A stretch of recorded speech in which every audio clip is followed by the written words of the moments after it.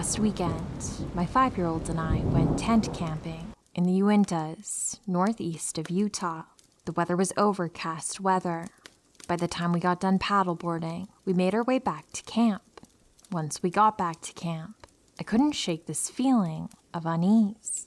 I mostly shrugged it off, thinking I'm overthinking the safety of my child. One thing to point out, there was a trailer and truck close to us, but I never saw anyone through our experience from there. At around 8 p.m., we started our campfire. We roasted brats and ate snacks. During this time, I would think I heard a crack or subtle movement and thought it was just the embers popping. Once the sun finally set, I noticed it was completely pitch black outside the reach of our campfire, most likely due to the overcast weather. At this point, I decided it's time to pack up our food and take it to the car, but I had this sudden feeling that I was being watched, and I decided to turn my headlamp light on. I faced 30 degrees to the right of me. About 40 to 50 feet from us, I see a small bush-like tree. I want to explain, this bush-like tree was not thick or sturdy enough for someone big to lean on or climb onto. And above the tree, standing behind it, I see 2 big circle white eyes with a hint of purple staring straight at me. The animal or creature was far enough from the glow of the fire I couldn't see a silhouette of a body, but it was close enough that it was odd behavior, and it was only seconds from us if it ran towards us. My first thought was it was a bear standing on its hind legs. Just being curious, it looked to be 8 feet tall or so. As I had my light facing the creature, who was abnormally close to our campsite, I grabbed my kiddo and bear spray and told my kid there's a bear behind the tree and assured him we would be fine. This creature just watched us intently. Suddenly, a few seconds later, my intuition screamed, "Get out now." I then started walking backwards towards my car and told my kid to walk slowly with me. The creature made no movement and tilted its eyes on us as we moved away until my light could no longer reach it. I can't explain this new type of fear I was experiencing. It was unnatural. I think prioritizing my boy's safety allowed me to get us to the car in a much more composed manner. Once in the car, we waited 30 minutes to see if it would come to the campsite to look for food, but nothing happened. I thought perhaps it left and we could sleep in the car to be safe. I decided that I'm going to try and grab blankets from the tent, put out the fire, and we can pack out first thing in the morning. I thought wrong. The campsite from the car was about 150 feet away. To the right of us were big trees, and to the left of us is tall grass and brush. I get out of the door and turn my headlamp on. My light shines towards the brush, and laying low in the brush, I see the white eyes, again, staring up at me. I decided to try and act big and yell out at the creature, but it made a move towards me, which in return made me jump back into the car and reverse. I tried to shine my car lights towards it, but couldn't see anything. I decided to find help. I drive down and find a friendly fellow dad camper who is happy to help me pack things up to leave. He arrives with a much brighter flashlight and his truck. As I'm packing, he sees the eyes and mentions there's 2 of them. He states that they're not moose, deer, cougars, and if it's a bear, it's really odd behavior, and he doesn't know exactly what they are. I face towards where he's shining his light, and I see a second pair of white eyes. At this point, I'm terrified. One of them is standing tall, while the other is lower. This time, they are much further back, as if they now know there's a new reach limit to the light devices being used. It wasn't until the lower set of eyes decided to stand up and be much taller than the first one, looking monstrous. This made my new friend very uneasy, and he quotes, "This has got me on edge. Let's just throw everything into your car and leave." The whole time we're packing out, I would catch these creatures, creating a perimeter around us. They just walked around the campground in circles, waiting for something, it seemed. I try to think of rational possible theories, but the more I think about it, the more I can't shake this feeling that this could have been a skinwalker or something else. They were too smart, intuitive, bold, scary, and didn't act like normal wildlife. Any thoughts on these creatures would mean the world to me. Thank you if you read this. I was getting goosebumps retelling this story.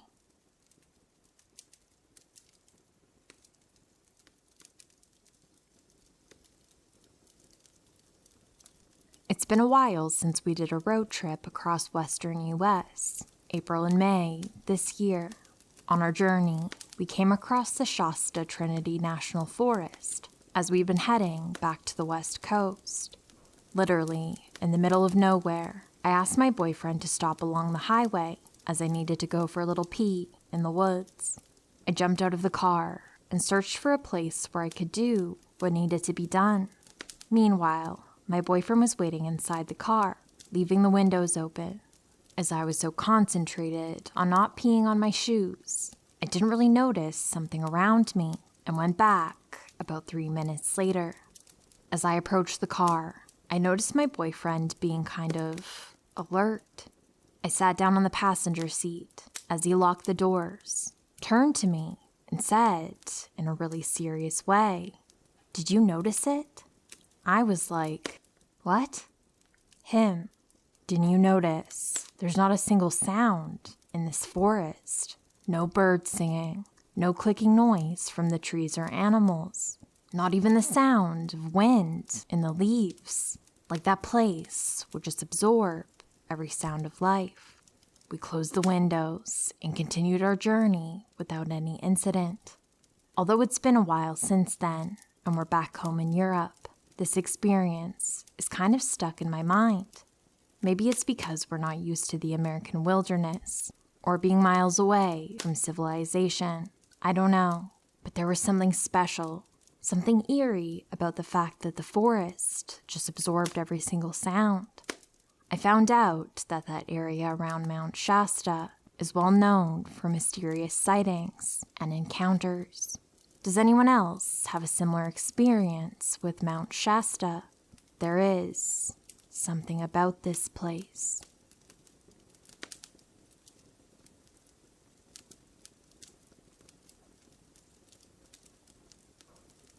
It was early spring 2016.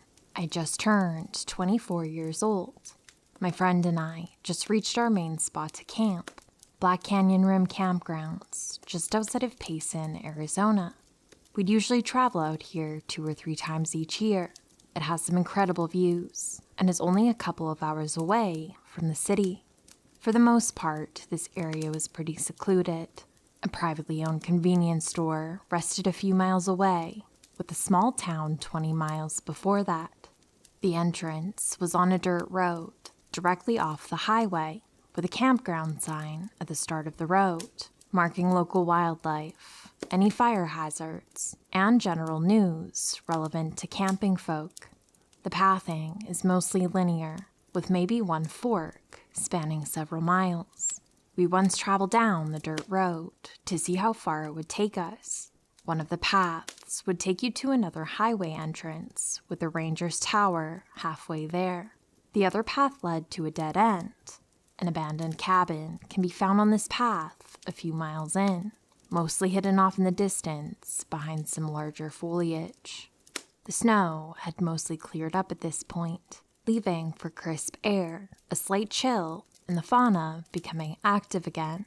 We'd usually spot some wild horses, several deer, and tons of little critters when we'd come out this way.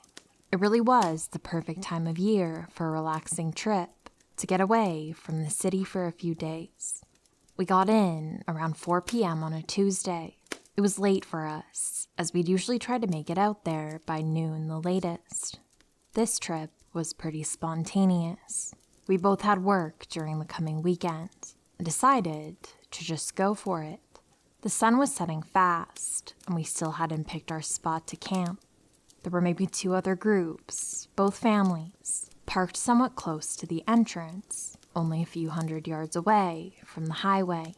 This time around, we just wanted to get away from humans for a while.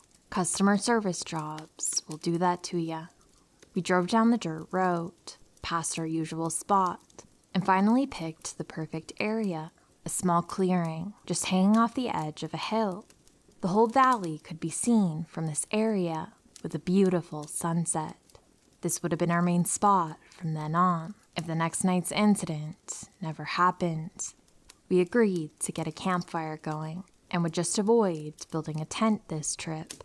We didn't have much time to do so anyway, and her car wasn't that uncomfortable.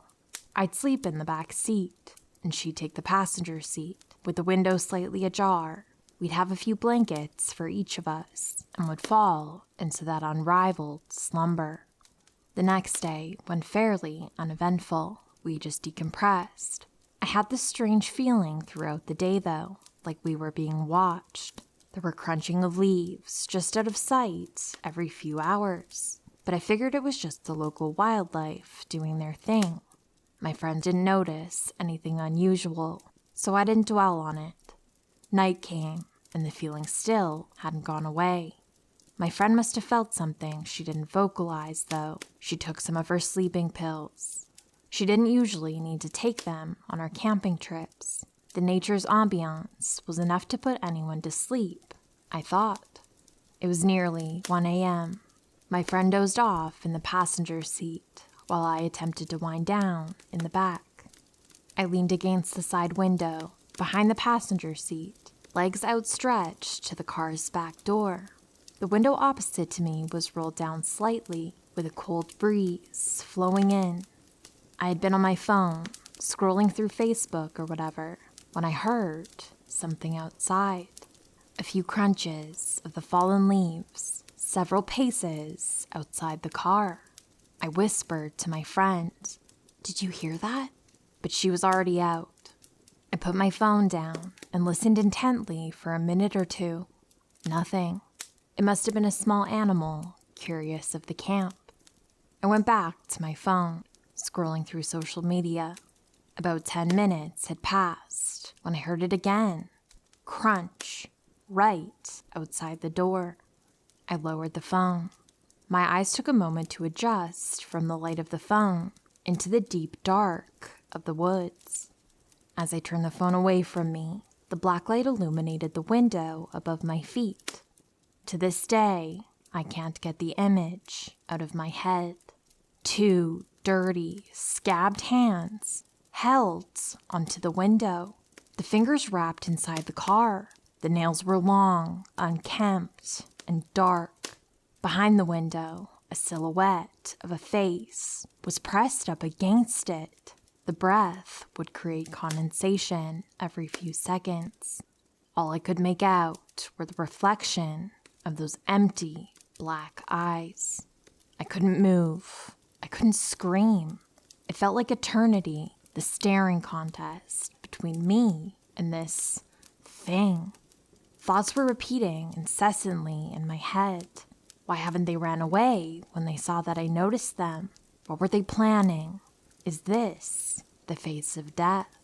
After probably 10 seconds of not doing anything, the hand slowly unclenched the window and receded into the darkness.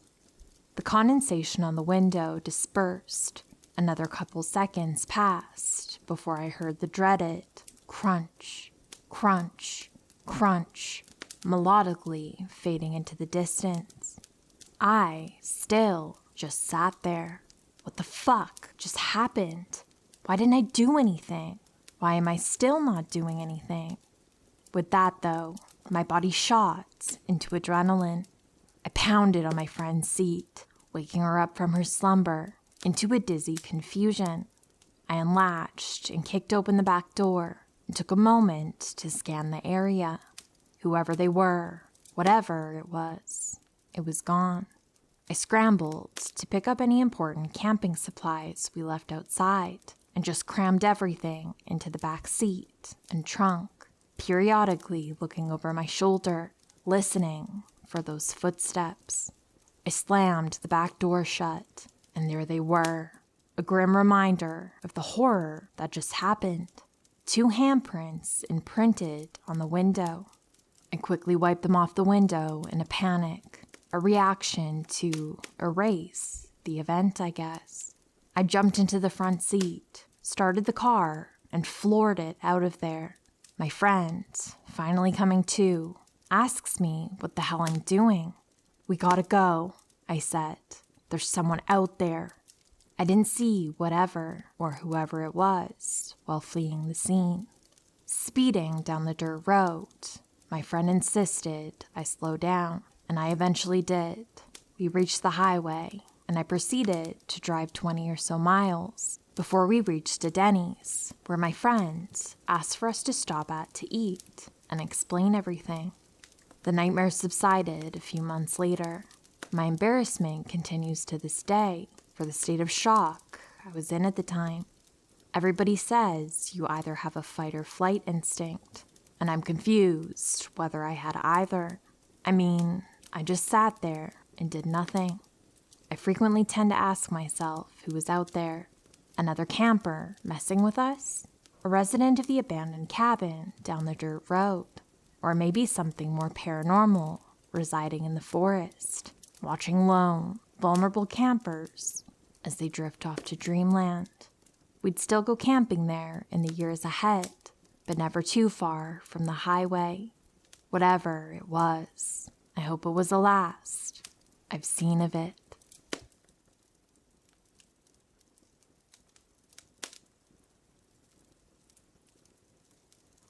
When I was in elementary school, I lived in a house that creeped me out from day one. I never felt comfortable there. I always felt like I was being watched. I refused to even sleep in my own room because my room gave me extremely bad vibes. I cannot explain why I felt so uncomfortable in that house so immediately, but the vibes were completely off.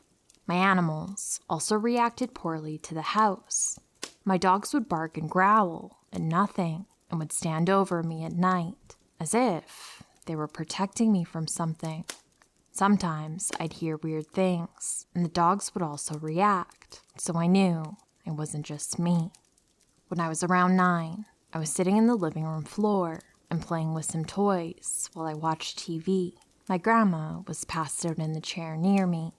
I heard something, thought it was my dog, and turned to look at the hallway. I saw a tall, black shadow figure move from the hallway across the living room right in front of me, and then through the side door to the side patio. I was extremely freaked out and ran off to go look for my dogs for comfort. They were in the backyard, so the sound couldn't have been them, and nobody else was in the house. I often slept in the guest room. For some reason, it felt safer than my own room did. The window in the guest room overlooked the side patio that the shadow figure went through the door to. Almost every night, without fail, my dogs would bark and growl at the window and stand over me or lay directly on me as if they were protecting me from something. After this incident, I didn't feel truly safe anywhere I slept. I would be up most of the night, too creeped out to fall entirely asleep. Other things happened in this house too, but that was the most notable for me, as it was the first time I saw something unexplainable. I was not asleep. I've never had sleep paralysis. I do not have schizophrenia. What I saw completely changed how I view the world. I've had a lot of unexplainable experiences since then, but this one shaped my beliefs in a major way. Hello, my lovely friends. Before the video ends, I just wanted to say that I hope that you're having a good end of the year. I know that this time can be hard for some, but I hope that you're still having a good month. Thank you so much for hanging out with me today. I appreciate you. Stay safe, and sweet dreams.